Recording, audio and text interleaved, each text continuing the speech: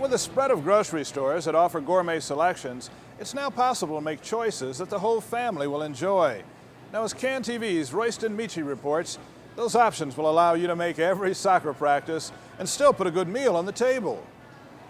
Quick food convenience and a gourmet palate, that's what Martina Soutsos, a single urban woman, says attracts her to Whole Foods, her favorite gourmet grocery store.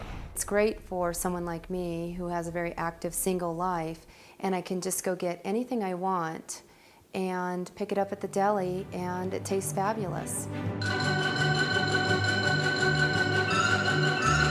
And of course, taste is important.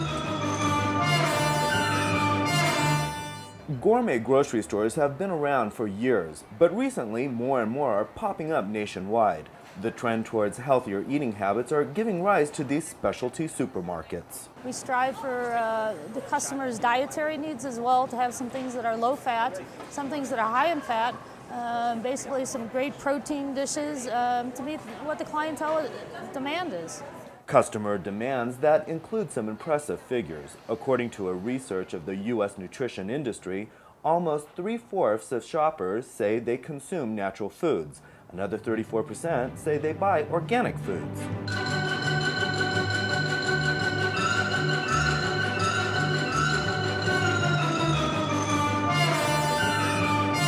And of course, my favorite thing about gourmet grocery stores is that there's plenty of free samples. Basically, a customer can come in and have a sample of everything all through the case. A service that Martina Soutsos, our gourmet lover, says keeps her coming back for more. Oh gosh, the samples are great. I think one of the reasons why I like the sampling so much is I would never buy certain foods if I didn't have a sample of it. But sampling isn't the only thing tempting her palate. Health is another ingredient.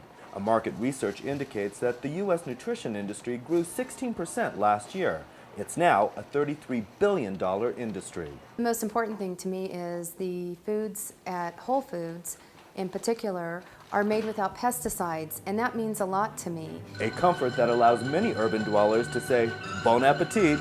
In Denver, Royston Michi, CAN TV. Well, Americans' lifestyles are prompting more and more of us to eat out on a regular basis. With both mom and dad working, sometimes it is more convenient for a family to eat out than to eat that traditional evening meal at home.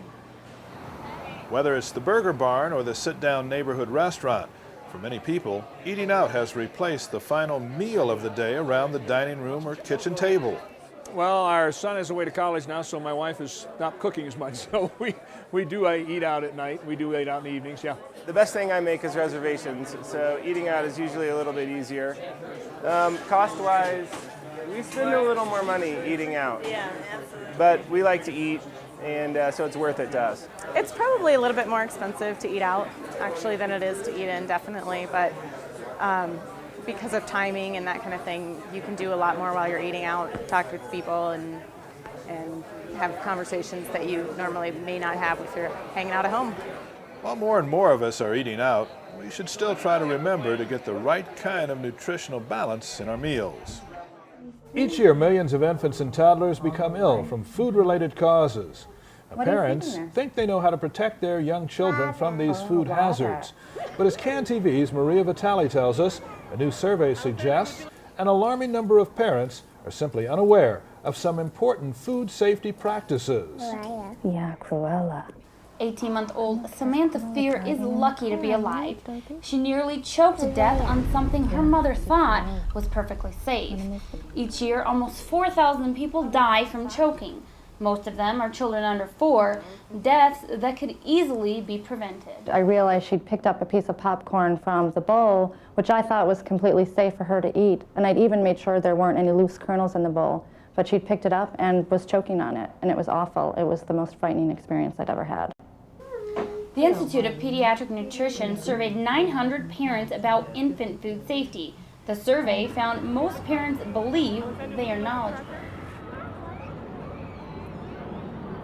But 1 in 5 parents still feed their children foods that can cause choking. And almost 60% never even discuss food safety with their pediatrician.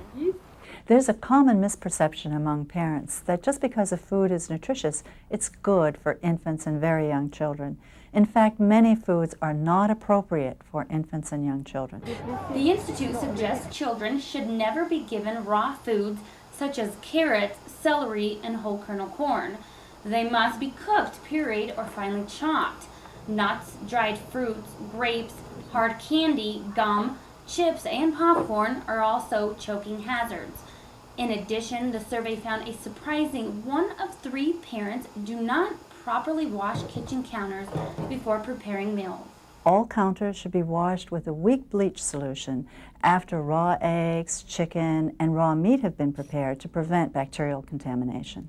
Parents should wash their hands with hot soapy water before they breastfeed, prepare infant formulas, or cook. Here's another tip. Check the expiration dates on foods. Make sure eggs and meats are thoroughly cooked for infants, and avoid giving them unpasteurized foods that can also cause your child to get sick. Here we go.